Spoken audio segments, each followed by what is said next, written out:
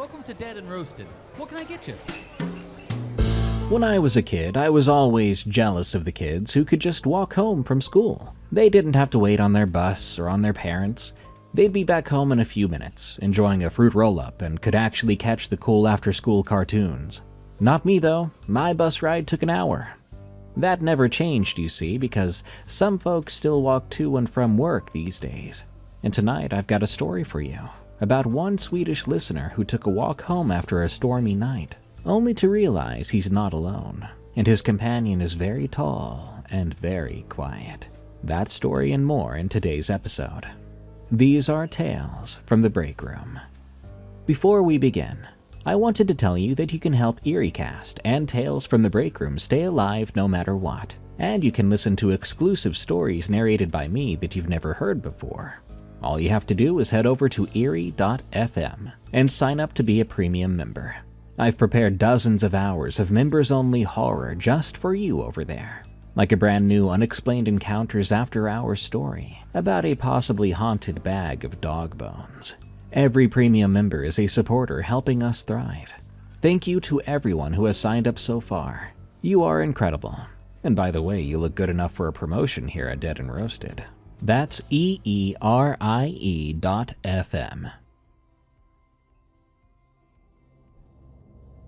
There was something else on sonar.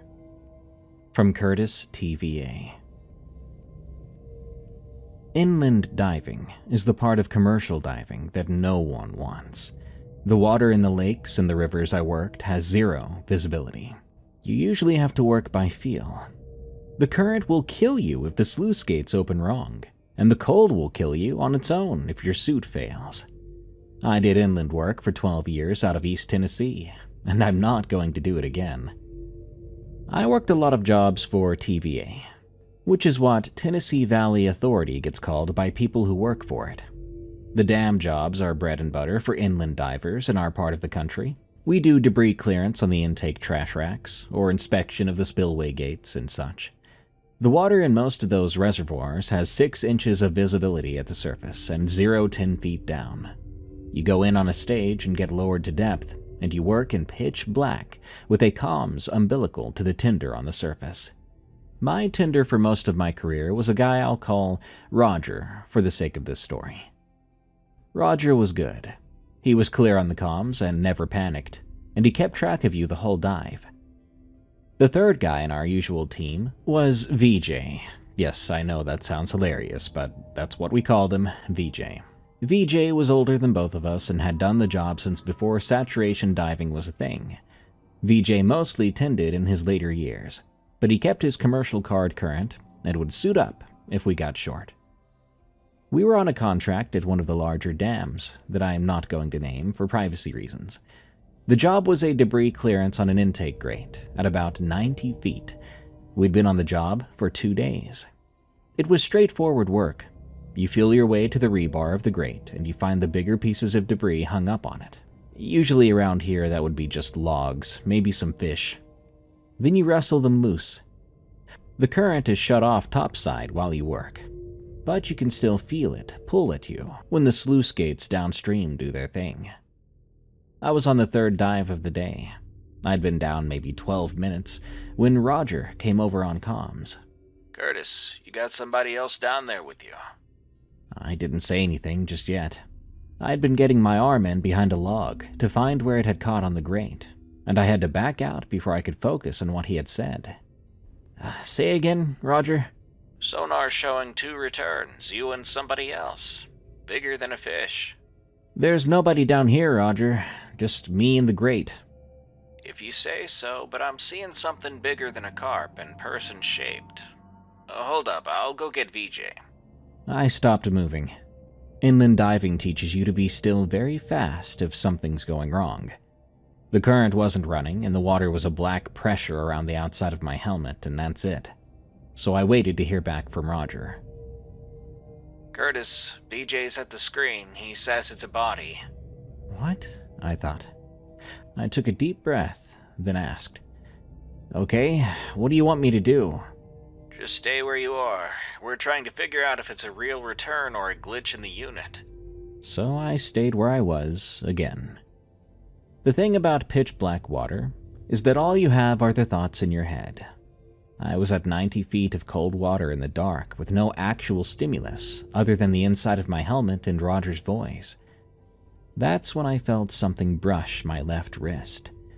The wrist was outside my glove where the dry suit seal met the glove cuff.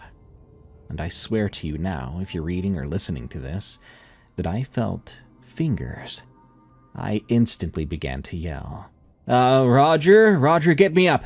Get me up right now! A hand just touched my wrist." Roger did not hesitate. I'm grateful that he listened right away without a question. All right, calm down. You're coming up. We got you. Hold on. Then it grabbed me, and the hand was strong. This was not the grip, quote-unquote, of a corpse. It was a deliberate grip, with all 5 fingers, and the fingers were colder than the water. The grip held for about 4 seconds, then let go of me, and I felt nothing else, until the line started to pull me up. They had me on the surface in under a minute. Roger and VJ were both at the rail. Roger was talking on the radio to somebody else. VJ was standing a few steps back from the rail with one hand on the safety bar and looking at me. I rapidly took off my helmet. My arm was shaking. It freaking grabbed me. "Roger, the sonar," VJ called to Roger. Still there. The return's still on the screen." "You said the hand let you go?" "Yeah, it grabbed me and let me go. I stayed sitting down on the dock. I could not feel my legs. VJ stayed at the rail and watched the one screen with Roger. After a minute, VJ spoke up again. "I'm gonna go down." Roger looked at him. "VJ, no, that's not a good idea." "I'll go down. Curtis is shook up, look at him. We can't leave it there, and we can't pull off this contract on day 3. I'll go down." "VJ, suit me up." And so VJ went down. He was on the bottom for about half an hour. Roger talked to him on comms the whole time, and we both watched the screen. The second return, the human-shaped thing, didn't move. VJ's return moved around it, circled it twice, and stopped near it longer than I expected, then came back to the line. VJ came up calmly and slowly. When his helmet came off, he didn't say a word. Instead, he carefully removed his gear. When that was done, he walked over to the cooler and got a Coke and began to drink. "VJ, what did you see?" "Nothing. Can't see a dang thing down there." "You know what I mean. Did you feel anything? What happened?" "Yep, I felt something. I'm done."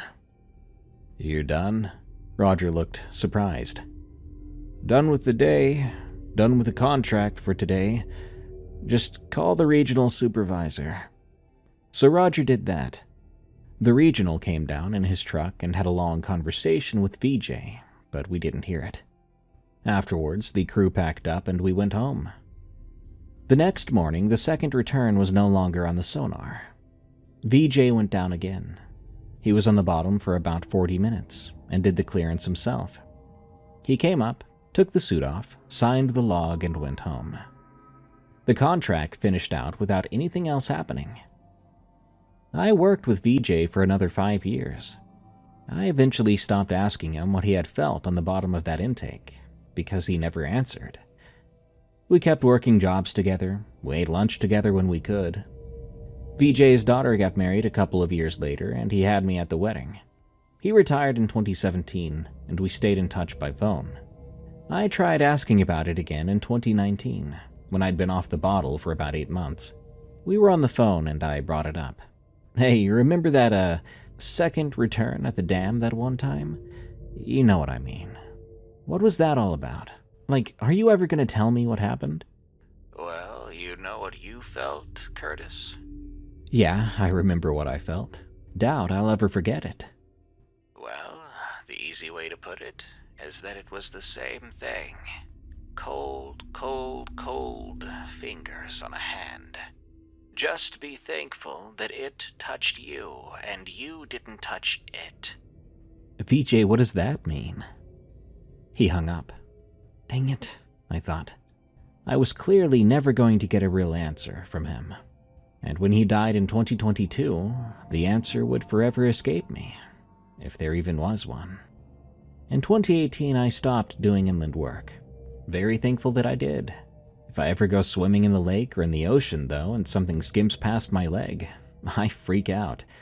But I have a good reason for that. Someone knocked on my truck cab at a rest area. From Petoskey Stone. I drove long haul for decades. It's something I sort of had to get into after a knee injury ended my construction career back in '94. I needed something that didn't beat up my back. I'd been a framing carpenter on commercial builds for 15 years before that, mostly hospitals and schools. The knee was a job site fall. A piece of subfloor gave out under me on a hospital expansion, and I went down 6 feet into rebar. A few surgeries later, the doctor told me I could go back to framing, or I could keep walking when I was 60. I picked what everyone else would probably pick, walking. So I got my CDL. I did short runs for a year, then moved up to long haul. I liked that solo aspect. My wife liked the money and didn't mind the time part. We'd been married for nearly a decade when I switched, and we didn't have kids yet, which made the schedule easier for us. She worked at a credit union in our town and had her routines, and she had her sister around to keep her company. I'd be gone 4 or 5 nights a week and home on weekends. She said it was like having a normal husband with extra weeks of vacation built in. Wasn't sure if that was a good thing or not. But maybe it was good, because we stayed together for 33 years, though she passed in 2019, God bless her soul. The driving was good to us. There were a few jobs over the years that stayed with me forever. The one I think about a lot was a stop I made at a rest area, someplace in Michigan, about 12 years back. I was running a load of industrial bearings from Detroit up to a mining operation outside Marquette. It didn't need refrigeration and it wasn't time sensitive, which meant I could take it slow on the haul and not push too hard through the night. Plus, it was a route I was used to. It's a haul that goes up I-75 across the Mackinac Bridge, and then about 3 hours west on US 2 along Lake Michigan. The route has rest areas every 50 miles or so. I usually stopped once on a long haul to sleep 4 hours and eat. I had a favorite stop a little further up, near St. Ignace. They had a hot food vending machine that did decent burritos, and my mouth was watering. But that stop had been closed for renovation that month, so, disappointed, I had to push up onto the next one. That night, I pulled into a small rest area between Manistee and Escanaba, one of those places that only has a vending machine, some bathrooms, and some picnic tables. No cameras I could see, no attendants.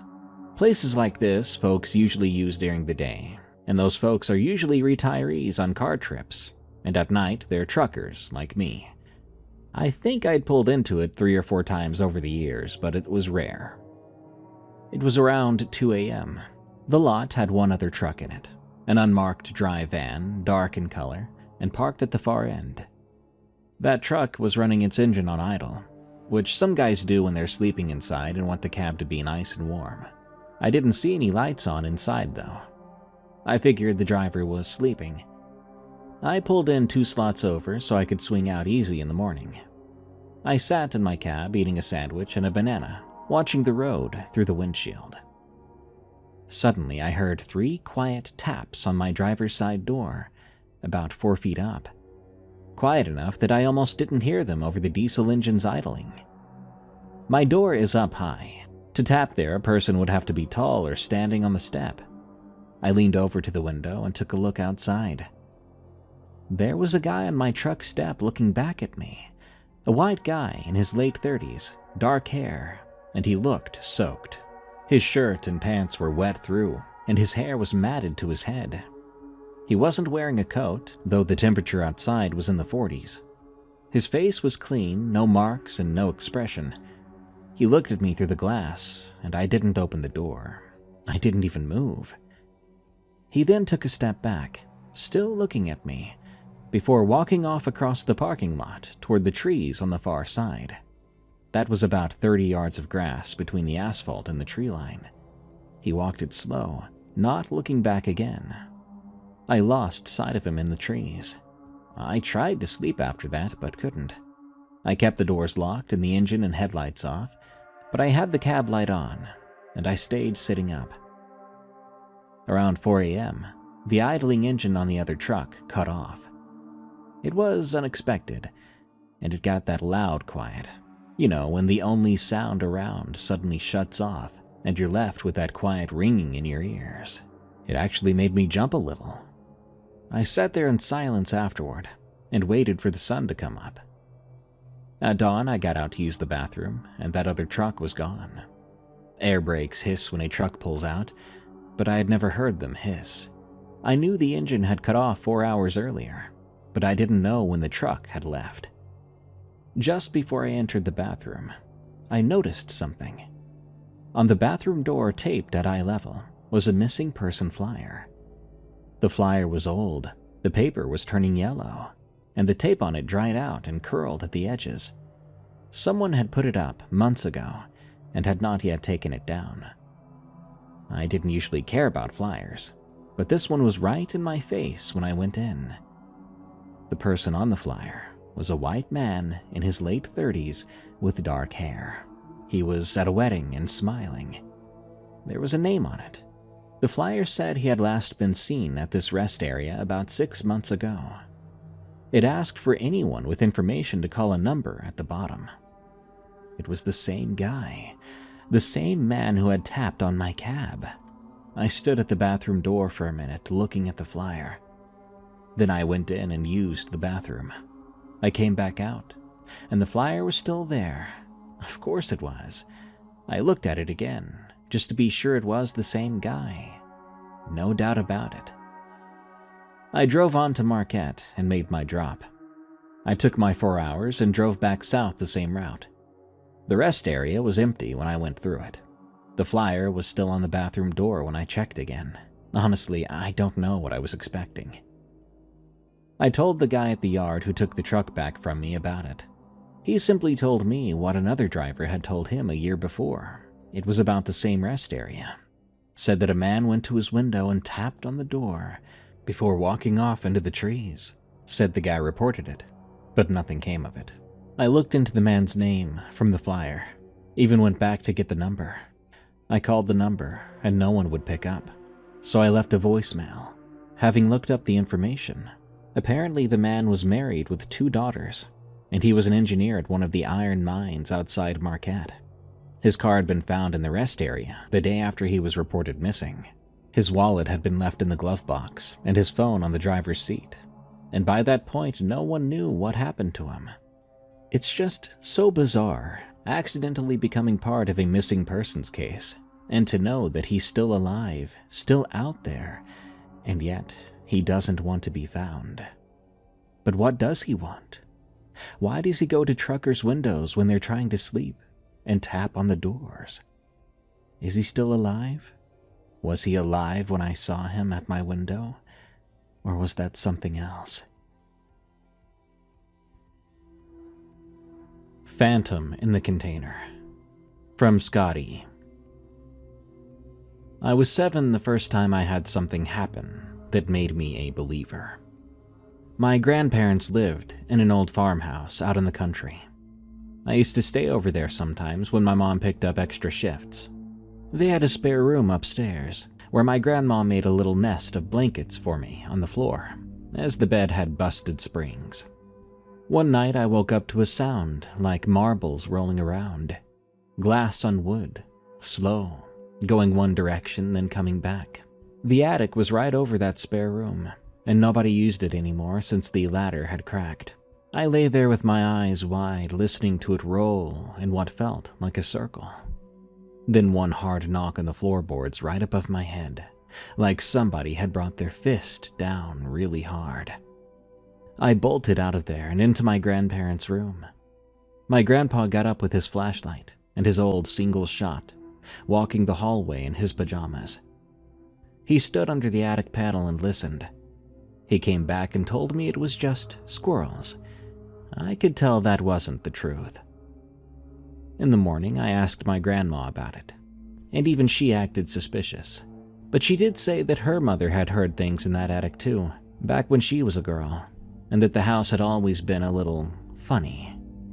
She said as long as you didn't go looking for it, it didn't bother you. Then she put another pancake on my plate and told me to eat up.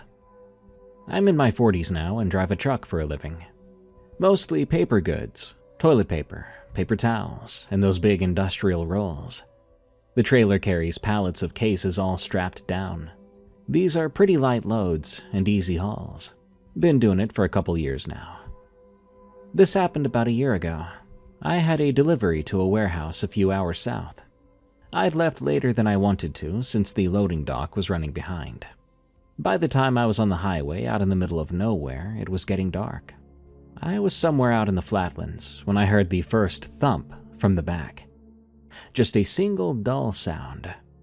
Cargo shifts sometimes if it's not strapped in right, or if you hit a bad bump. So I let off the gas a little and kept going. A few minutes after that, it happened again. Only this time it sounded like something tumbled around. Maybe a case or two had come off the top of a pallet and was rolling about. I cussed, since a messy trailer means the warehouse guys give you a hard time on the unload. I dropped my speed down and tried to keep things smooth. But then I heard what I swore sounded like footsteps. It wasn't a thumping sound like cargo, but footsteps, walking slow from the front of the trailer toward the back. A few steps, then a pause, and a few more. The cab is insulated, but you can hear things in the trailer if they're loud enough. And this was loud enough. I told myself it had to be the suspension, or maybe I was tired. I told myself a whole list of things while I began to look for somewhere to pull off the road. The road climbed a low hill, and at the top there was one of those little rural water treatment plants, behind a big chain-link fence. There was nothing else around. The shoulder was wide enough that I could get the rig off the road, so I pulled over there and I killed the engine. I sat in the cab for just a moment, trying to force myself to get out. I then grabbed my flashlight from the door pocket and walked around. The metal was cooling off and I could hear it ticking. I undid the latches and swung one of the doors open, and I stood there, shining my light in. The first thing I saw was that I'd been right about the cargo. There were cases knocked over toward the back, and a bunch of wrapped rolls scattered across the floor. Not as bad as it could have been, but I didn't see an animal or a person and nothing moving around. I let out a breath. I was about to climb up and start fixing some of it when I felt a shift in the air. Something at the very front of the trailer started to move towards me, fast. The only way I knew it was there was because of the disturbances around it. As it moved, the paper goods around it began to ripple like a wave, starting from 60 feet back, rolls blowing outward against the walls and up into the air as it came through. A couple of cases got knocked sideways off the pallets as whatever it was passed. Then it went through me. I felt a forearm hit my chest, definitely a forearm, followed by a hand grabbing my shoulder for half a second and letting go. I got spun a half turn and almost dropped the flashlight. Behind me out on the asphalt, I heard footsteps moving away.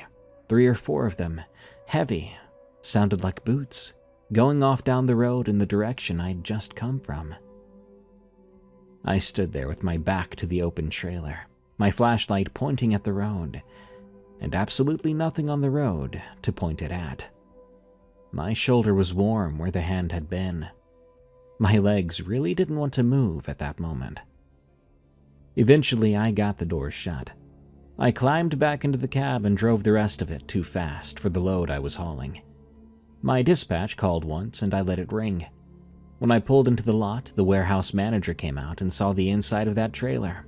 And of course, he got on me for 15 minutes about driving like a lunatic and messing up his unload schedule. I let him. There's not much I could have said to not get in trouble at that point. I called my mom that night from a motel and told her about the whole thing. She told me Grandma used to say spirits sometimes hitch rides, that they can get on at one place and get off at another. And when that happens, you just let them off. Don't ask any questions. I asked her if she believed that. She said she didn't know what she believed, but she believed my story. I still run that route sometimes. When I do, I keep the radio up, and anything I hear in the back is no longer my business.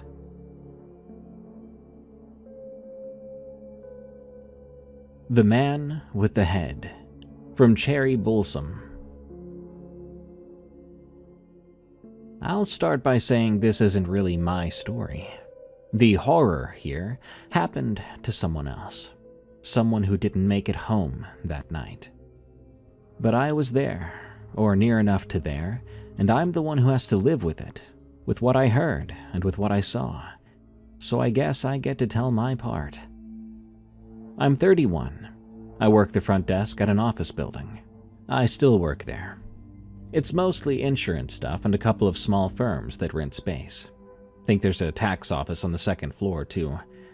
The building has maybe 40 employees total when everyone's in, which isn't always.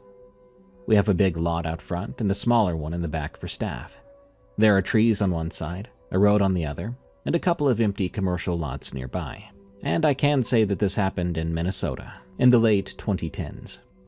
So my job is the most boring job in the world, answering phones and signing people in. But sometimes I do get to water the plants in the lobby, so that's nice.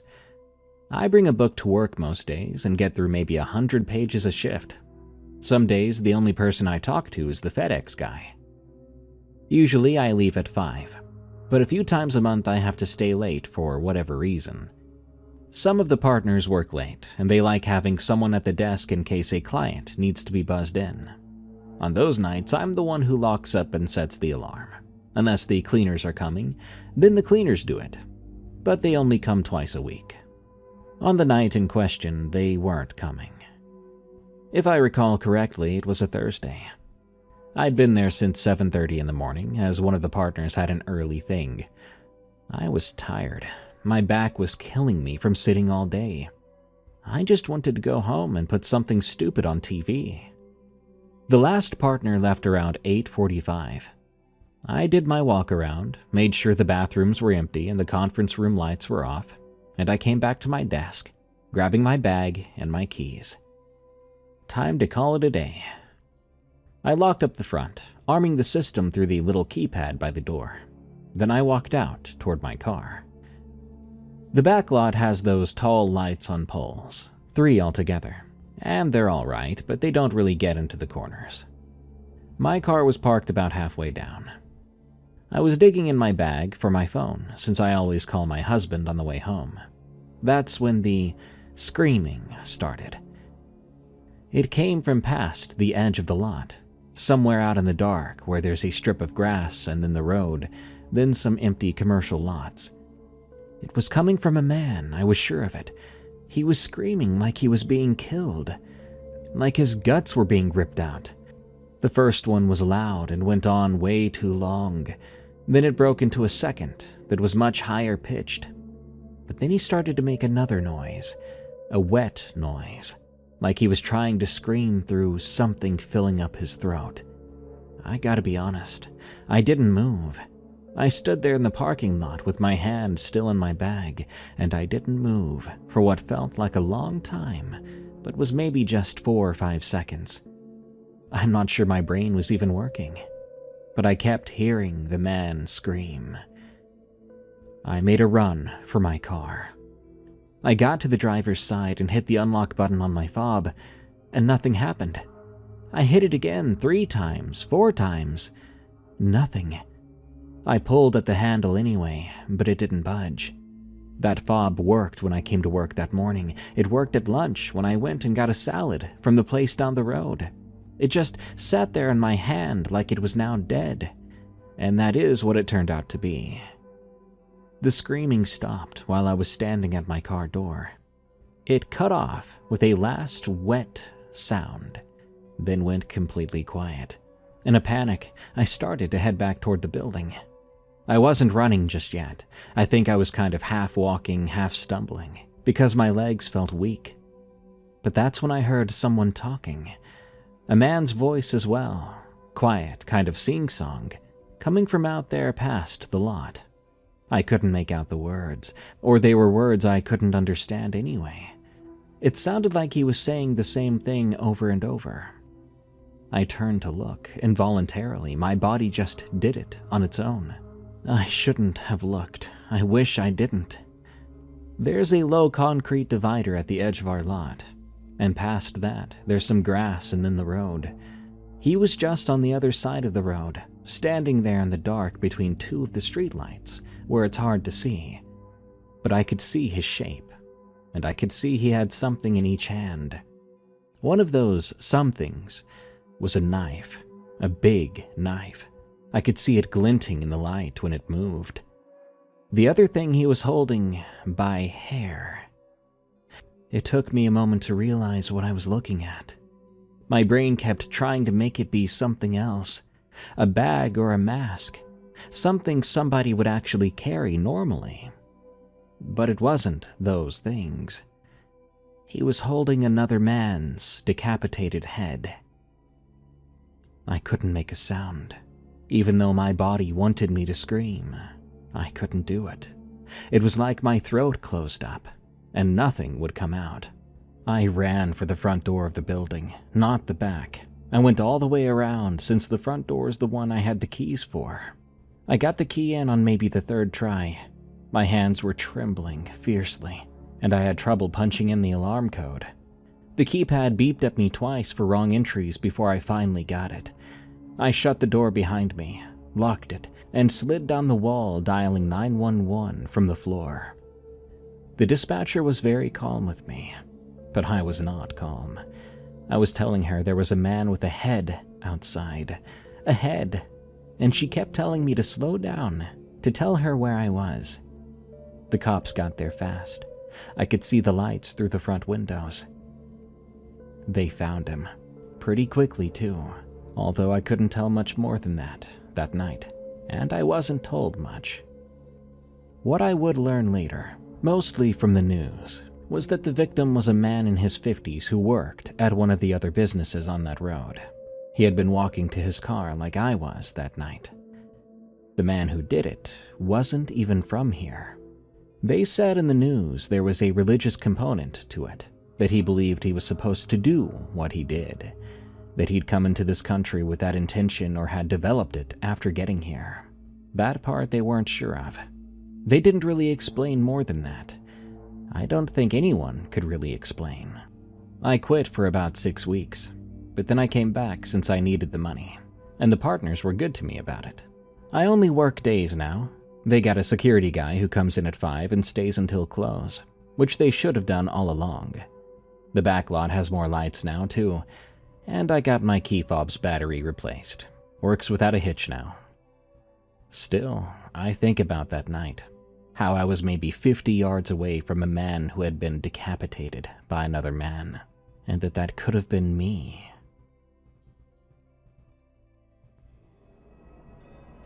I thought it was a person. From Schmert, 49. I'm 34 years old. I live in Sweden in a smallish town not too far from Göteborg. My job is to work at a warehouse on the edge of town for a clothing distributor. For a long time, I didn't have a car.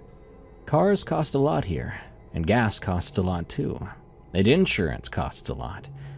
I lived close enough to the warehouse that walking made more sense for me. About a 40-minute walk if I wasn't distracted. 50 on a bad day. My shift started in the afternoon and ended late. Sometimes 11 at night, sometimes later if we had a big order going out the door. So I'd walk in during daylight and walk home in the dark. I'd been doing these walks for maybe a year and a half. The walk goes through town for a bit, then there's a section, about 15 minutes of it, where the road cuts through woods. Real forest, so dense with underbrush you can't walk through it, unless you're crazy. The road is paved but narrow, and there are no streetlights along that stretch. During the day, it's one of the most scenic walks you could ask for. You can hear birds and smell the pine. Sometimes you see a hare cross in front of you. I used to look forward to that part on the way in. Walking home at night, I didn't really think about it. I would have headphones in, and I had my thoughts with me. so the dark didn't scare me and I really didn't notice it. Until this happened. This occurred in autumn. It was cold and the leaves were changing. There was a storm that evening, a pretty bad one, with rain coming sideways and wind that made you nervous about the roof. It started about an hour before my shift ended, and was still going pretty bad when we were done. A few of us stayed in the break room and waited it out. I had a coffee with an older guy named Mikhail, and for some time we talked about football. Sometime after midnight, the rain finally let up. Mikhail's wife came to pick him up, and I told one of the other guys I was just gonna walk it. He looked at me funny, but didn't say anything else. Really, I should have asked for a ride, but I didn't. Outside, the air was heavy and wet, and the road was shining. There was mist coming up off the ground in patches, and you could see it move through the lot lights. I put my hood up, and I started to walk, same as I always did. The town part of the walk was great. A few cars went past, streetlights were on, everything looked clean and washed. I felt pretty good, actually. I like that crisp look and feel after a storm has just gone, and everything is quiet again. Eventually, I got to the woods, and I noticed right away how much darker they were than a usual night. Cloud cover was still thick, and the moon was only getting through in little bits. The mist was heavier in there too, sitting low between the trees, drifting across the road. I could only see about 20 meters in front of me when the moonlight hit right, and that wasn't very often. I'd been on that stretch for maybe a couple of minutes when I noticed there was someone walking ahead of me. The road bent a little, and when the moon caught the bend, I saw the figure walking. They were tall. I'm 180 centimeters, around 65 kilos, on the thinner side. This person was taller than me, quite a bit, maybe 2 meters and thinner, which was a surprise to see someone that tall yet thinner than me. The shoulders were narrow, and the arms looked long. I could only see them from behind. I assumed they were wearing dark clothes, or maybe just dark from the wet. I couldn't really tell. My assumption was it was someone from town walking home just like me. Maybe someone had been at the bar a little too long, or finishing a late shift. Their pace was steady and calm, not in a hurry, so I kept my pace as well. I didn't want to catch up to them since it's awkward to walk right behind a stranger in the dark, but I didn't want to slow down either. It was cold, and I was ready to get home. For a while, it was just the two of us, me and the person ahead, walking through that wooded stretch with the mist around us. I'd say it went on for another 15 minutes, give or take, which usually would have been the end of the stretch by now, but we were taking a much slower, careful pace. I remember thinking it was a little strange that this person ahead of me never looked back. People usually do look back or look around, especially when they hear someone behind them, even just a quick glance. This person did not. They just walked. Eventually, I started to feel uncomfortable, though I really couldn't say why. Their walk didn't seem right. I told myself I was just being paranoid, so I turned up my music and ignored it. The woods began to thin out. I could see the lights of town up ahead, the first streetlight after the bend, and the edges of buildings.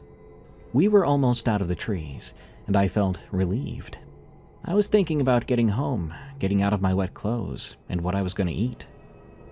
The figure was still about 15 meters ahead of me. As we came into the dappled light at the edge of the woods, where the streetlight from town was just starting to reach, they finally turned. Their upper body twisted, the shoulders came around, and the head came around with it. They looked at me over their shoulder while still walking forward. I lost my breath in that very moment. I made some kind of sound, but it wasn't a scream, even though I wanted to. That wasn't a human face I was looking at, not a human head. What I saw was a long snout like an animal's, and the mouth was open a little, and I could see teeth inside it. The eyes were set back along the snout, and they caught the streetlight. They went bright for a moment, like a dog's eyes reflecting light. It looked at me for just a couple of seconds. Its head was still turning forward again, and the body was still walking forward, and the legs had not broken their stride. Eventually, it turned its head back the rest of the way and veered right off the road and into the trees, into that underbrush I said people wouldn't normally walk into because it's too thick. It did so effortlessly, in a calm, two-legged walk. The mist and darkness in the trees quickly swallowed it up, and I couldn't see it anymore. I stopped then, just stopped right there in the road. I was breathing really hard. I couldn't make my legs move anymore, and my hands felt numb.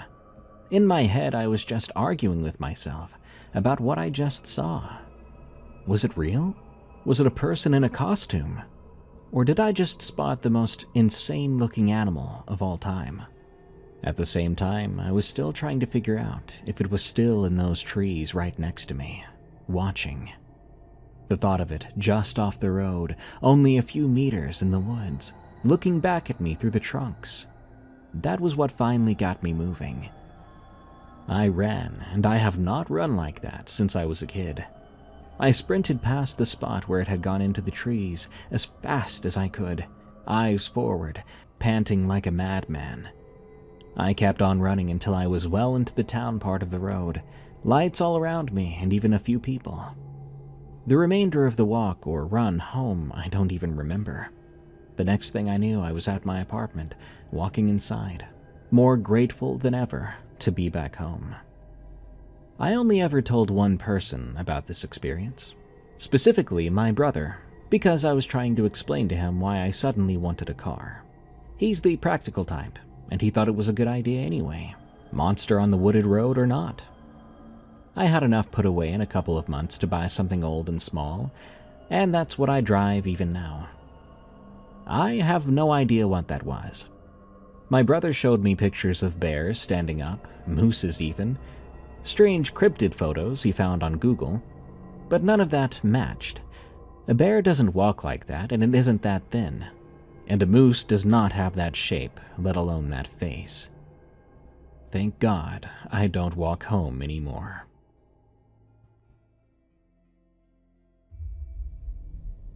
True stories of a geriatric nurse in Germany. From Stefan, Germany, 1903. First of all, I wanted to say that I love the way you tell all those stories. I stumbled over them during a night shift on YouTube, and they're a part of my night shifts ever since. I'm a male geriatric nurse working in a nursing home for elderly people in Germany, and at this time I'm 29 years old.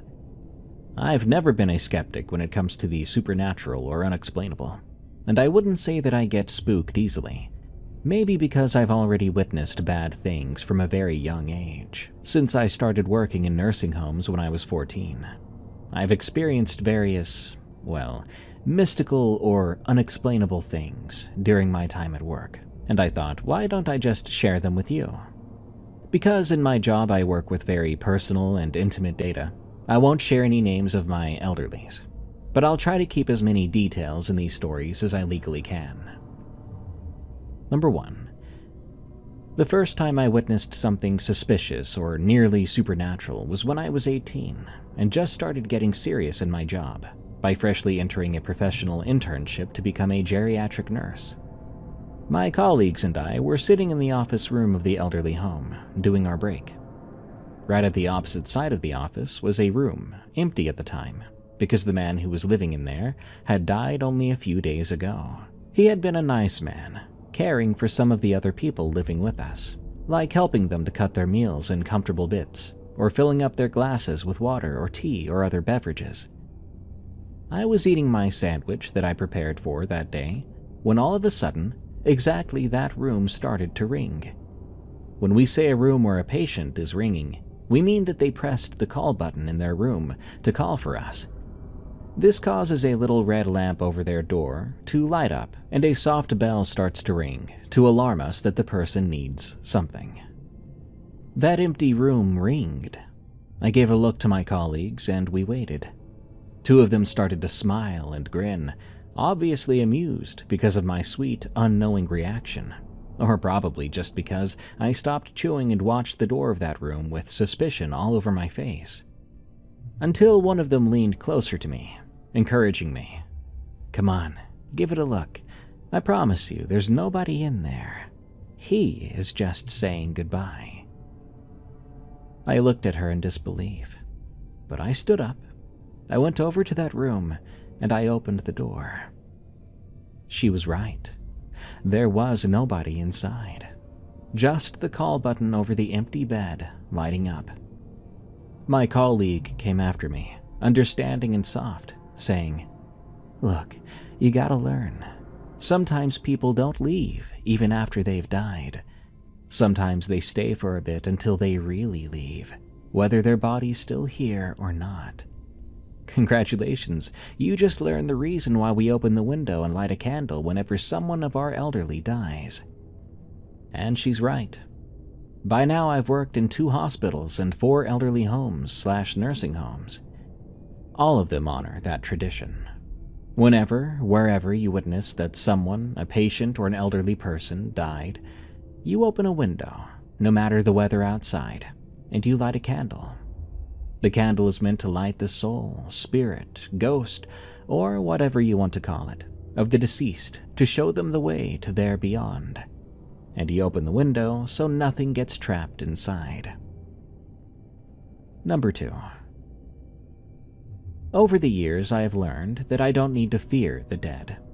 I've had many other encounters like that. Sometimes I would hear just like a whisper, a patient that died, like them calling my name, or the sounds of their walking. I even heard one of their wheelchairs one time, even though the owner of that wheelchair had just died. No matter what, they never hurt me. It's humans I'm afraid of, the living ones, and I've got my reasons. A few years ago, when I was 23, I worked the night shift. To close in on some important information, at that time I worked in a very small nursing home, which had up to 43 elderly people, and I might be the sole worker there, from 9 p.m. to 6:30 a.m.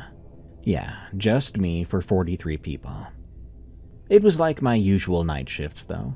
I did my first 2 rounds, made sure that everybody got everything they needed, and was safe and sleeping soundly. I arranged the medication for the next day. Then I would have a bit of free time. Of course, I couldn't go on a full break, but everything was quiet. And on one such night, I sat back into my office chair during free time and spent some time on my phone. Around 2:30 a.m., something happened. One of my elderly, a man with autism and a brain developing error, which kept him on a cognitive level of a 10 to 12-year-old boy, called. He was a sweetheart, and he never usually called in the night. It wasn't part of his routine. So naturally, I got up right away and made my way to his room on the ground level. I entered his room slowly, so I wouldn't scare him if he just pressed the call button while being asleep. But he looked at me. He was awake. Well, more or less. His eyes were small and tired and half asleep and half awake. So I went up next to his bed and asked him softly and calmly, "Hey, is everything all right?" He looked at me. I saw in his eyes and his face that he was bothered by having his routine ruined that night. But he stayed calm and sweet. But then he said something that made my blood freeze in my very veins. "Stefan, there are men in front of my window." I tensed up a bit, but I kept my professional face soft, warm, and understanding. He was afraid. Basically an afraid child in the body of an old man. So I took his hand in mine and told him, "It's okay. I bet you just had a nightmare. You can go back to sleep now. I'm here. I'm not gonna let anything happen to you." It worked. As soon as I finished talking, he closed his eyes and went back to sleep immediately. But there was this feeling. Why did he see that in his dream? I stood up. I turned toward the window to draw the curtains shut, and I froze. He was right. It wasn't a dream. When I turned, I faced 3 men wearing black hoodies. I could not see their faces, but they looked big and bad. I turned and sprinted. I knew his window was shut, so they couldn't get into the room. He was safe, but I was alone, guarding 43 elderly people all by myself, with 3 unknown men in front of the building, possibly looking for a way inside. I ran as fast as I could. I went into every room, checking every window. After I was certain that there was no way in, I started panicking. Not loud, but I was very afraid, because these men didn't leave after I saw them. They stayed. I did the only thing I could think to do at the time. I grabbed my phone and called the neighbor of the nursing home. Luckily for me, he picked up and did what I asked. He opened his back door loudly, turning on the lights to his house, and slammed it shut again. It worked. The men took off down the street and out of view. I was so relieved. But why didn't I just call the police? Well, I'll tell you this. The next station was about half an hour away. Too far for them to arrive in time. These men would have managed to come inside and do God knows what by then.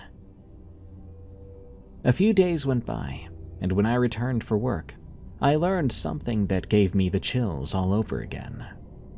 The same night, about 1 hour later than my encounter, someone broke into the nursing home 2 towns over.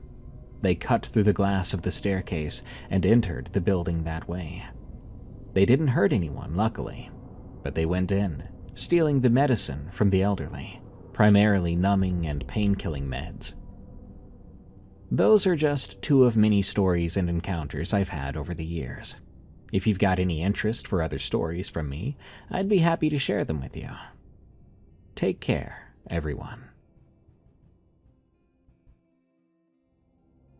The Cleaner's Shift in the Old Wing, from Ziggy Stardust. I'm 36, from Wales. I work nights as a cleaner in a big old hospital. You know the type, one of those massive Victorian buildings that's been extended over the years with newer bits bolted on. My job is to go through the quieter wards and corridors after visiting hours, mopping floors, emptying bins, and making sure everything's tidy for the day staff. Most nights it's just me and a couple of other cleaners, plus the skeleton night staff. After midnight, the place goes properly dead. The lights are dimmed, the heating clanks, and you can hear your own footsteps echoing down the long corridors. It was a bitter cold night in February. Rain lashed against the windows like it was trying to get in.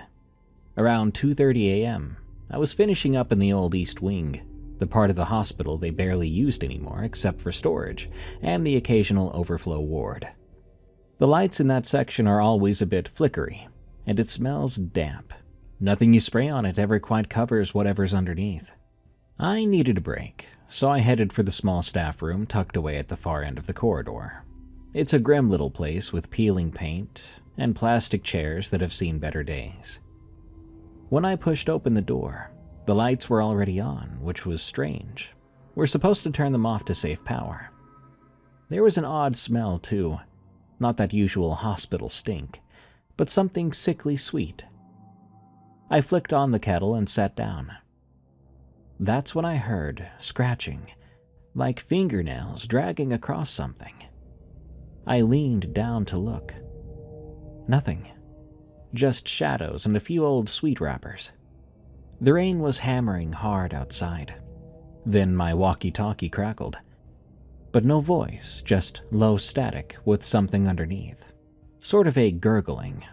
The lights dimmed suddenly, buzzing like they were about to die. It was then that I saw him sitting in the far corner, half hidden by the coat rack. An older man in his late 50s, wearing the same dark green cleaner's uniform as me. But it looked worn and much more outdated.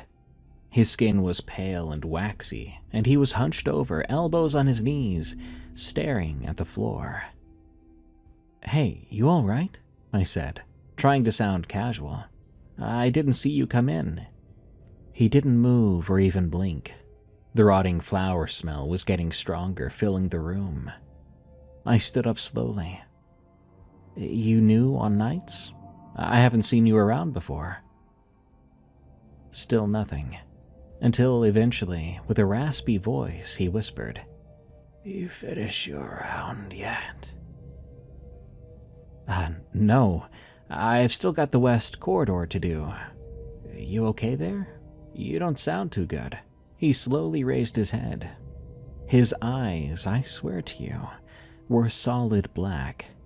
Like 2 holes had been drilled into his skull. They didn't even reflect the lights.